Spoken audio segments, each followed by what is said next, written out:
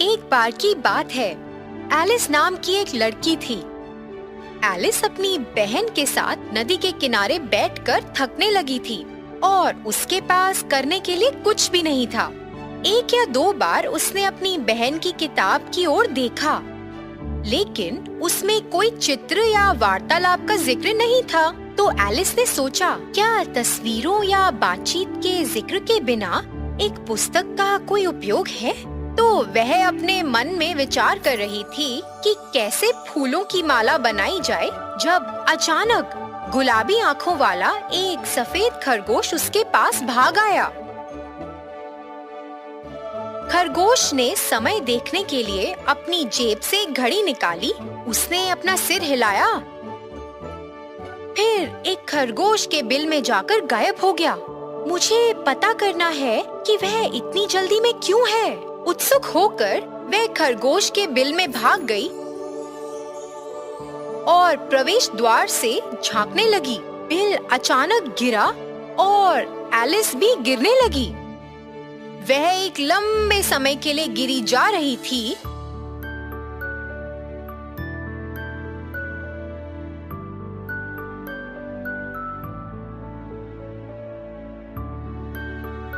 जब अचानक वह 3 पैर वाली टेबल पर आई जो कांच से बनी थी।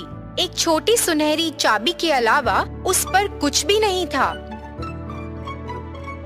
जब उसने फिर से चारों ओर देखा तो वह एक छोटे पर्दे पर आई जिसे उसने पहले नहीं देखा था, और इसके पीछे लगभग 15 इंच का ऊंचा दरवाजा था। उसने ताले में छोटी सुनहरी चाबी डालने की कोशिश की और उसे फिट होते देखकर उसे बहुत खुशी हुई।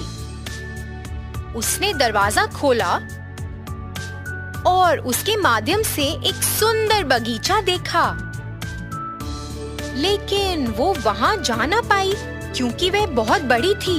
जब वह 3 पैर वाली टेबल की ओर बढ़ी तो एलिस को एक हरे रंग की बोतल मिली जिस पर जादुई रूप से मुझे पियो लिखा हुआ दिखाई दिया। एलिस ने बोतल ली और पूरी औषधि पी ली। फिर वह सिकुड़ने लगी और एक गुड़िया के आकार जितनी हो गई। उसने दरवाजा खोला और तेजी से इसके माध्यम से भाग गई। वाह, क्या शानदार बगीचा है! लेकिन मैं इन फूलों पर रेंगने वाले कीड़ों से बड़ी क्यों नहीं हूँ? उसका उत्साह जल्दी खत्म हो गया। एलिस अपने छोटे आकार से उब गई थी। मैं फिर से बड़ा होना चाहती हूँ। उसके चिल्लाने से वो सफेद खरगोश चौंक गया जो फिर से उसके पीछे भाग आया था। उसने एलिस को अपनी दासी समझकर उसे आदेश दिया, मेरी कुटिया में जाओ और मेरे दस्ताने और पंखा लाओ। एलिस खरगोश के व्यवहार से परेशान सी हो गई। शायद मुझे उस कुटिया पर कुछ मिले जिससे मुझे अपना रास्ता ढूंढने में मदद होगी, उसने उम्मीद से कहा। जब वह बाहर जा रही थी, उसने चॉकलेट केक का एक टुकड़ा देखा जिसे दरवाजे के पास की एक टेबल पर रखा हुआ था। केक के बगल में एक नोट था जिसमें लिखा था, मुझे खाओ। अरे, मुझे बहुत भूख लगी है, एलिस ने कहा और उसने केक खा लिया। अचानक उसे अजीब सा एहसास हुआ। अरे नहीं, मैं अब इस घर से बड़ी हो गई हूँ, वो चिल्लाई। अरे, मेरे रास्ते से हट जाओ, तुम दरवाजे के सामने आ रही हो, सफेद खरगोश ने कहा। एलिस उसके पंखे को लेने में कामयाब रही। तुरंत वह सिकुड़ने लगी, लेकिन वो उसके बारे में ज्यादा नहीं जानती थी। वो तो एक जादुई पंखा था जिसने उसे वापस छोटा बना दिया। ओहो नहीं, मैं कभी भी सही आकार में वापस नहीं आ पाऊंगी। एलिस मदद की तलाश में गई। जल्द ही उसने एक हरे रंग के कैटरपिलर को गुलाबी जैकेट पहने हुए देखा। वह एक बड़े मशरूम के शीर्ष पर बैठा था। एक बुलबुला पाइप धूम्रपान कर रहा था।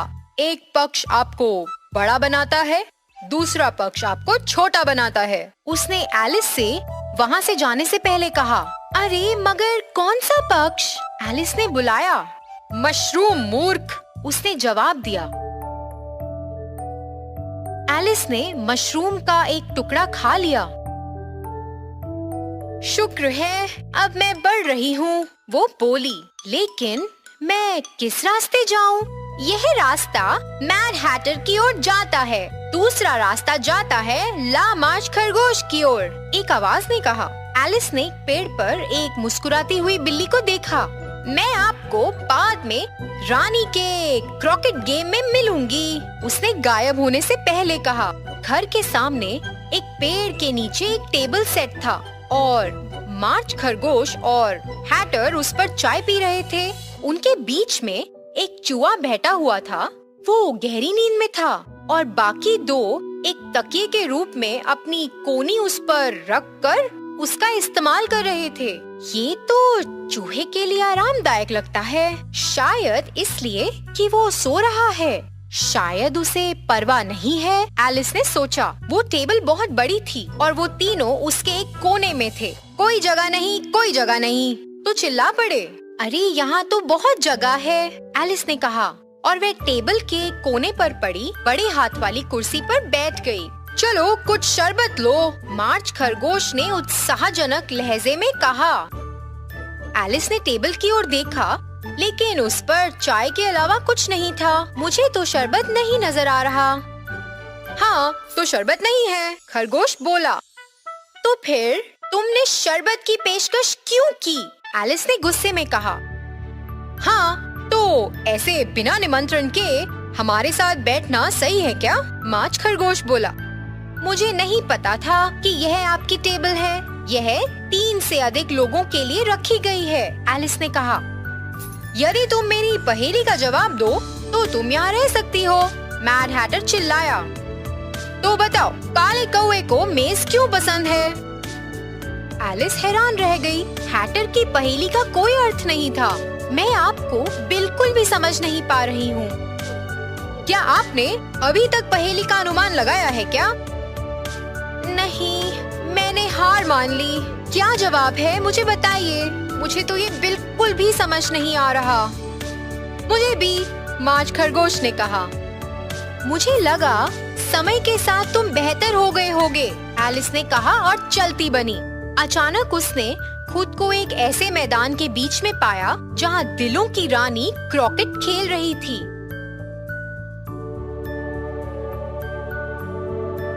उसके पहरेदार और माली ताश के पत्तों के आकार के थे।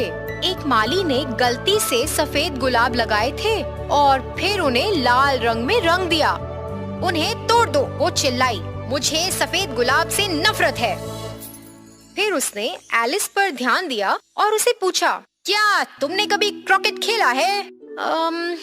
हाँ, लेकिन मैंने कभी भी राजहंस या जंगली चूहे का इस्तेमाल नहीं किया। मेरे साथ खेलो, रानी ने आदेश दिया, और मुझे जीतने दो या मैं तुम्हारा सर अलग कर दूंगी। एलिस ने अच्छा खेलने की पूरी कोशिश की, लेकिन उसे अपने राजहंस से थोड़ी परेशानी हुई। ओहो, उसका सर अलग कर दो, रानी चिल्लाई। और फिर अचानक अदालत में जाने का सुनेहा आया। सभी लोग अदालत में खड़े हो गए। अदालत अब सत्र में है, सफेद खरगोश ने घोषणा की। क्या एलिस कृपया कटघरे में आएंगी? एलिस वहाँ आई और जूरी बॉक्स की ओर देखा, जहाँ मार्च खरगोश और मैड हैटर शोर कर रहे थे। चूहा सो गया और बिल्ली उसे देखकर मुस्कुरा रही थी। अरे, यहाँ क्या चल रहा है? तुम स्वादिष्ट दिल के आकार के टार्ट्स को चुराने के लिए दोषी पाई गई हो, रानी ने आरोप लगाया, और तुम्हें अब दंडित किया जाना चाहिए। इसका सर अलग करना चाहिए, रानी चिल्लाई। अरे, ये क्या मूर्खता है? मुझे इस बात का जरा सा भी अंदाजा नहीं है कि आप किस बारे में बात कर रहे हैं। मैं केवल क्रिकेट खेल रही थी। अरे उठो, तुम बहुत देर से सो रही हो, उसकी बहन ने धीरे से कहा। अरे, लगता है मुझे एक अजीब सपना आया। उसने अपनी बहन को सफेद खरगोश, चाय पार्टी, दिल की रानी और मुकदमे के बारे में बताया, लेकिन उसकी बहन ध्यान नहीं दे रही थी। ओहो, आप फिर से पढ़ रही हैं। हाँ, एलिस ने उबासी ली और एक पेड़ के पीछे गुलाबी आंखों वाले एक छोटे से सफेद खरगोश को देखा।